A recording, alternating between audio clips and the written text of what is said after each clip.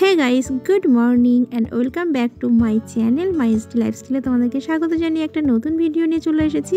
কেমন আছো বলো তোমরা? আশা করছি সবাই খুব ভালো আছো, আর আমরাও কিন্তু বেশ বিন্দাস আছি। তো এখন থেকে ব্লগটা শুরু করলাম। এখন সময় হলো ওই সকাল 9টা সাড়ে 9টার মতো বাজে। এখন থেকে ভিডিওটা শুরু করলাম। তো দেখো, কিছু জামা কাপড় ছিল সকালবেলাতে, প্রচুর কিছু মা কাচাকুচি করেছে, এখনও অনেক কিছু ভেজানো রয়েছে, কিছু কেচে আপাতত মেলে দিয়েছে। আর এগুলো হচ্ছে বৃষ্টির আগে, তোমরা দেখেছো হয়তো, যেগুলো আমি কাচাকুচি করেছিলাম এক গামলা ভর্তি।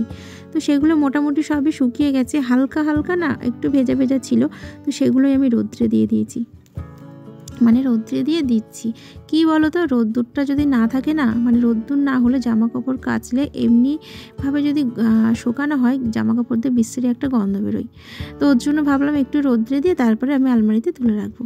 আর তারপর বৃষ্টি হচ্ছে, যেহেতু ছাদটা একটু হালকা হালকা ভেজা ভেজা, মানে ধুলো ওড়ার যে ব্যাপারটা সেটা নেই। তো ভাবলাম রোদ্দুরটা ওঠার আগে তাহলে আমি ছাদটা ঝাড় দিয়ে নিই, তাহলে কি হবে, ধুলোটা উড়বে না, আর আমারও তাহলে আর শ্যাম্পু করতে হবে না। অন্যান্য দিন কি করি, স্নান করার আগে আমি ছাদটা ঝাড় দিয়ে নিই, কিন্তু আজকে ভাবলাম সকালবেলায় ছাদ ঝাড় দিই, যেহেতু ভেজা ভেজা আছে, নোংরাটা মানে ধুলোটা উড়বে না তার জন্য। আর ছাদে দেখো প্রচুর পাতা পড়েছে, কেন বলো তো, ওই যে একটু হাওয়া হয়েছিল, তার সঙ্গে বৃষ্টি হয়েছিল, তো ওর জন্য প্রচুর পাতা ছাদে। তো দেখো ছাদ ঝাড় দিয়ে কত পাতা বেরিয়েছে। আর ওইদিকে মা কিন্তু এখনও কাচাকুচি করছে। তো যাই হোক, ওইদিকে বাইরের কাজবাজ আমার হয়ে গেছে। তারপর ছেলেকে সকালবেলা ব্রেকফাস্টে দিলাম হচ্ছে ম্যাগি। তো আমার ছেলেকে একটু বলছিলাম, কি ব্যাপার রে, এইদিকে গায়ে সোয়েটার নেই, মাথায় টুপি, ও সঙ্গে সঙ্গে লজ্জা পেয়ে গেল, টুপিটা খুলে ফেললো। আর এদিকে দেখো আমি এই ট্রেটা পরিষ্কার করলাম, এর মধ্যে গাছ হয়েছিল আর কিছু মানে শুকিয়ে গেছিলো, সেই নয়নতারা গাছ, একটা কুল গাছ, সেগুলো কাটলাম। তো বন্ধুরা, স্নান করলাম, এখন দুপুর 1:30 বাজে। আর স্নান করে এখন একটু রেডি হব, রেডি হয়ে যাব হচ্ছে ফুল গাছ আনতে। যদি ফুল গাছ পাই ওখানে তাহলে নিয়ে আসবো, ওটা নার্সারি আগে অনেকবার গেছি। আর যদি না পাই তাহলে আর কি, কয়েকটা রিলস বানিয়ে চলে আসবো, তার জন্য রেডি হয়ে যাচ্ছি একটু শাড়ি টাড়ি পরে। তো চলো একবারে রেডি হয়ে নে, তারপরে তোমাদের সামনে আসছে। আর আজকে কিন্তু আমার রান্না নেই, ওর জন্য এই টাইমটা আমি যেতে পারছি না, হলে কিন্তু যেতে পারতাম না, কারণ 1:30 2টো পর্যন্ত আমার রান্নাঘরেই কেটে যায়। তারপরে স্নান করতে, বাসন ধুতে, এটা সেটা করতে করতে সময় চলে যায়। তো ভাবলাম আজকে রান্না নেই, যেহেতু কালকের মাংস রয়েছে, আর এখন একটু আলু টমেটো সেদ্ধ দিয়েছি, এটা দিয়ে এবেলাটা হয়ে যাবে, রাত্রেবেলা আবার রান্না হবে। ঠিক আছে, চলো রেডি হয়ে নিয়ে তারপরে আসছি। Full ready. এটা হচ্ছে আমার শাশুড়ি মায়ের শাড়ি। চলো একবারে বেরোই, ঠিক আছে। তো আমরা তো এসেছিলাম ফুল গাছ নিতে, ফুল গাছ তো হলো না, কয়েকটা গাঁদা ফুলের চারা রয়েছে, একদম শুকিয়ে আছে, তাছাড়াও এখন বন্ধ রয়েছে এই টাইমটা। এখান থেকে ওনার বাড়ি অনেকটাই দূরে। তো এসে কয়েকটা রিলস করলাম, অ্যাকচুয়ালি আমাদের উদ্দেশ্য ছিল একটু রিলস বানানো। তো এখন আমরা কয়েকটা রিলস বানালাম, এবার বাড়ির দিকে রওনা দেবো, যেহেতু দুপুরে খাওয়া দাওয়া করে আসিনি। তাহলে তোমাদেরকে একটা জিনিস দেখাবো, একটা কাকা মাছ ধরছে, সেটা তোমাদেরকে একটু দেখাবো। কাকা, মাছ হবে এখানে? এখানে মাছ হবে? আছে মাছ? ও কাকা, শুনতে পাই না মনে হয়, নেই এখানে মাছ নেই? ওটা ভালো খেয়ে দিচ্ছিল, কালকে সকালে ছাড়বা। আরে ছেঁচো, আরে আজকে ছেঁচো, কালকে, আজকে ছেঁচলে কালকে খাবারটা হয়ে যাবে।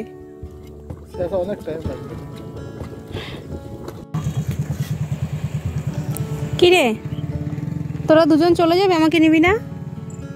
তোমার জন্য দাঁড়িয়ে আছি। এই যে উঠে গেছিস দুজন, ফুল গাছের ওখানে যাবি? চল তো যাই, ঢেলে ঢুকে। ভিউটা দেখো কি দারুণ লাগছে। দোষের মধ্যে সর্ষের ক্ষেত নেই, আছে অনেক ভিতরে, কে যাবে বলো তো ওখানে?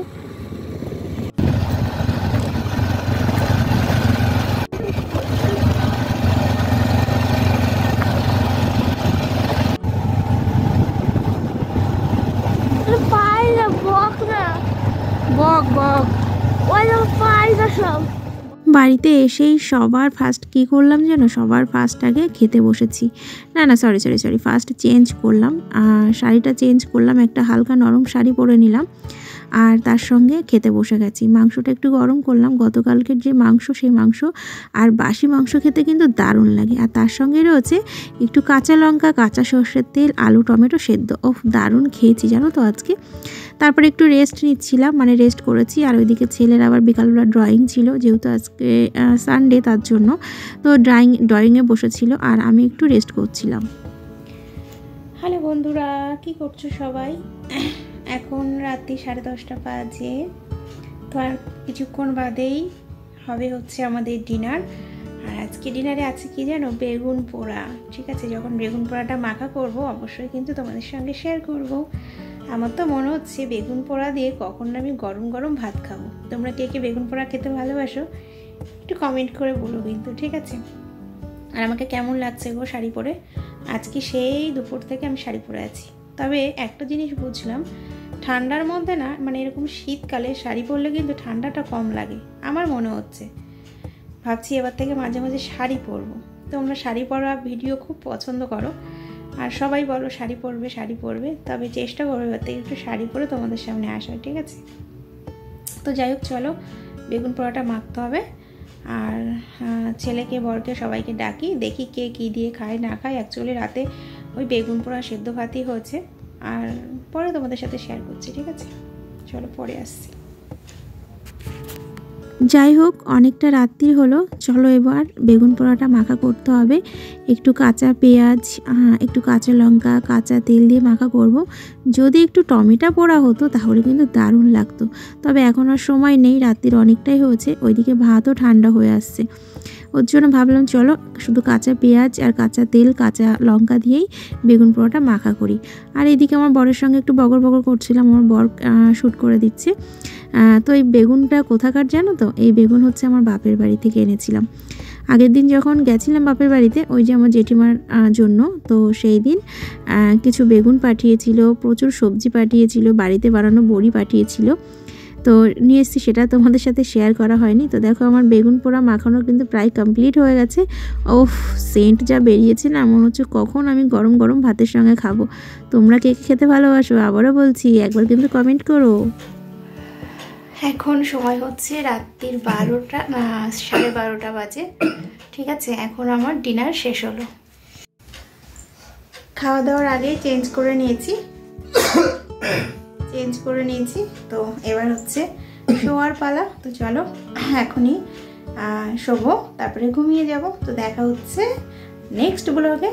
আজকের মতো এই পর্যন্ত। সবাই খুব ভালো থেকো, সুস্থ থেকো, গুড নাইট। আজকের ব্লগটি কেমন লাগলো অবশ্যই কিন্তু কমেন্ট করে জানিও। ভালো লাগলে like, comment, share and subscribe. Tata, bye bye, আবার যেন দেখা।